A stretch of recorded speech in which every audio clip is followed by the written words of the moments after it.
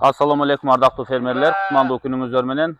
Арашан кой багам дегендер болсо, мына нагыз фермерден алыңыздар туугандар. Ногу жаш ургачы козулар сатылат туугандар. Мен азыр Кара Балта шаарындамын. Ушул жерде белгилүү бир короодо Болот деген агабыздын чарбасы бар. Бул киши өзү арашанчы, нагыз фермер туугандар.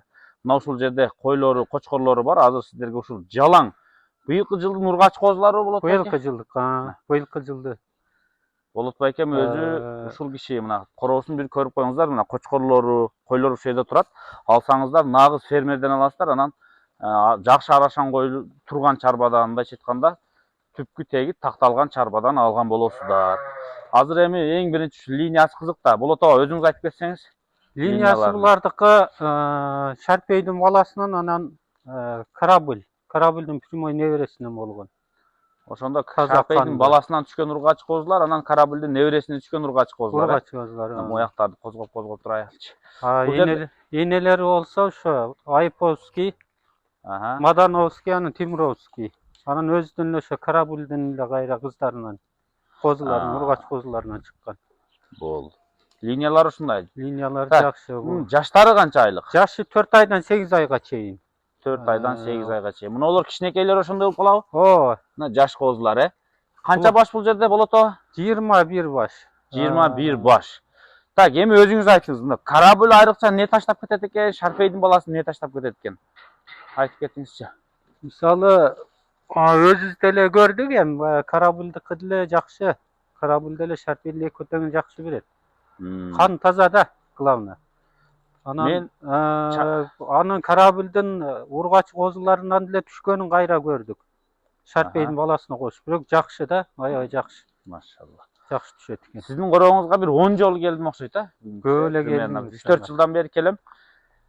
Шарпей деген кочкор болгон атактуу кочкор. Жаңы арашанга кирип кызыгып аткандар, мындай Шарпей кандай кочкор экенин мындай билбешиңиздер мүмкүн да, же мындай кадырын билбейби, эми кадырын дебей эле кой мындай. Деңгээли кандай кочкор экенин билбешиңиздер мүмкүн.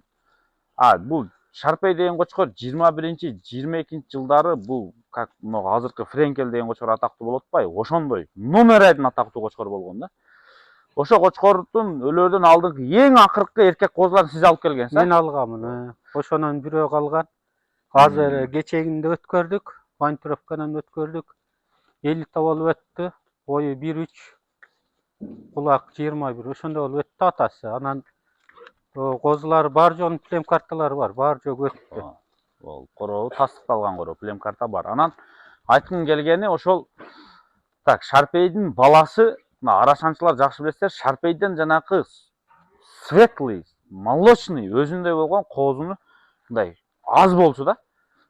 Именно сиздики ошо молочный цвет болчу. Өзүнүн мындайча айтканда баласы Шарпейдин өзүнө эле окшош да. Эң акыркы мындай бою узун, кулактуу, молочный цветтеги ошол болгон да.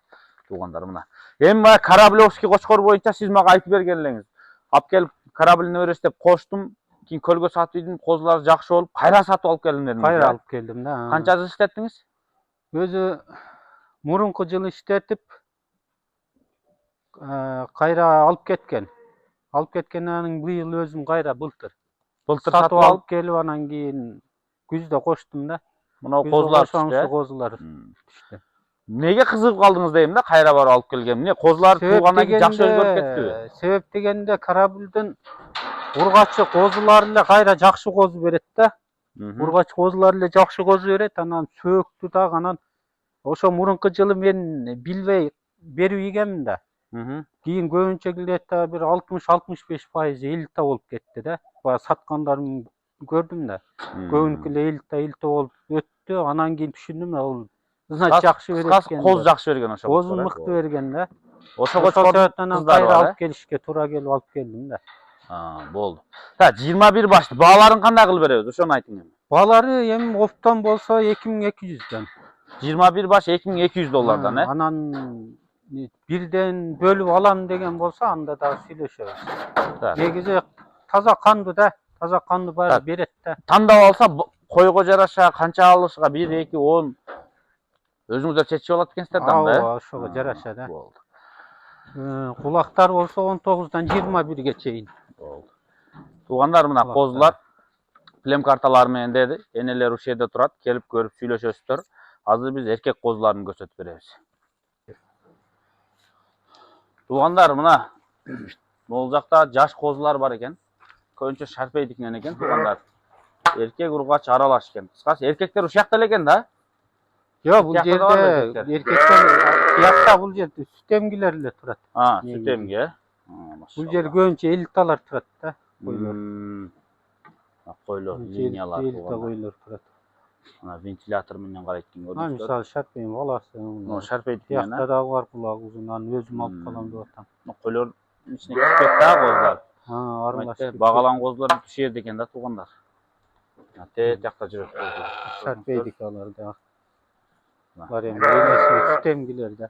Койлор жаңа бою узун койлор экен, ушулар. Элте болуп өттү булар көбүнчө эле. Бою бийик болсо, кулак узун болсо өтөт да. 22-23 чейин болуп өттү кулактары. Свет жүнү таза кой экен, кой гигант кой экен, туугандар, турушун караңыздар. Ушулар 90-91 чыгып калат го, 93 чейин чыкты негизи.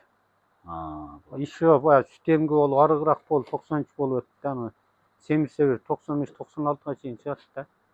Негизи алды. Анан көбүнчө эле ошо 90-88 энелер көбүнчө эле.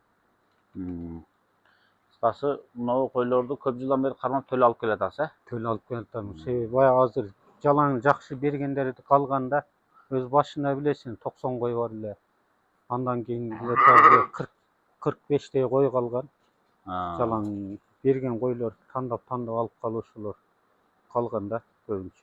Эми баягы атайын фермерлик кылып, төлө алып, пайданы төлдөн гана көрөйүн, алып сатпай эле койду кармап көбөйтүп, чыныгы фермер болоюн деген адам эмеге аракет кылат да, стремиться деген орусча. Кыскасы, төлү жакшы берген, маточный поголовьяны кармап калган аракет кылат, өзү айтты го жана. Жакшы төл бергендерди алып калып кылдадык деп. Шалпан кулакты көрдүңүздөр, шалпан кулакты. Так, козу кочкорлорго кезек келди. Мына ушул жанакыла ургачылардын эле эркектери, туугандар эми. Буларда корабль менен шарпей болуп калабы ошондо? Шарпей менен корабль, болду. Линия, корабль менен шарпей. Өзү шарпей, туугандар, айтылышы боюнча корабльга барат, билесиздер, Широкийге барат. Широкий болсо эме корабльдин небереси, туугандар. Шарпей Широкийдин баласы деп келинет. Кыскасы, эки жак тең корабль линия. Бирөөсү корабльдин небереси деп атат, бирөөсү шарпейдин баласы деп атат. Бирок жанагы миң күчтүү кочкор болсо да, анын күчтүү балдары чыкканда, балдар өзүнчө линия болуп бөлүнөт. Корабльдан Широкий, Широкийден шарпей өзүнчө болуп бөлүнүп чыккан, туугандар. Мына шалпан кулак кайсыдан болот ага? Шарпей. Шарпей? Күчтүү нерсе экен, Карбоноз немелери катуу экен. Канча баш болду экен? 2, 4, 6, 8, 10 баш экен, Бу бааларын кандай кылып беребиз эми? Баалары 50 миңден башталат, 50 миңден. Тиги узун кулак сатылбайт, аны өзүм алып калам. Болду. Аны өзүм коем. Мунулордун арзаныраак кой бересиз ошондо, Булар 50 миң сомдон башталат, коюлат. Болду. Кыскасы, мисалы балким мына жаккан болушу мүмкүн сиздерге. Ушуну соодалашып көрүңүздөр, туугандар. Шарпейдин 3-4 эле бар, калганы корабльдин. Калганы Кораблевский, Ушул козу кочкорлор бар экен бүгүнкү күндө сатыкка, туугандар. Карбоноз немелери. Жаш бар экен. Бул не линия бул? Корабль бул. Кораблевский линия, Карбоноз немелер кастеп бүт жакшы. 15 айлык козу. Но чоңдору уже пробникке жарайт окшойт, Жарап калат уже. Сентябрларда эми жаш кочкор бир ай өткөн сайын өзгөрө берет, туугандар, Бир айда уже нормальный неметип калат да. Булар, туугандар, Кара-Балтанын жанында Новониколаевка, Петропавловка деген айыл бар, ушул жакта турат. Ушул жактан келип, Болот байкенин фермасынан көрө бересиздер, туугандар. Могул жак болсо койлор, маточное поголовье. Кыскасы, туугандар, койлор да, кочкорлор да ушул жерде турат. Ушул жерден келип көрүп, ургач эркектерден кайсысын жакшы ала бересиздер.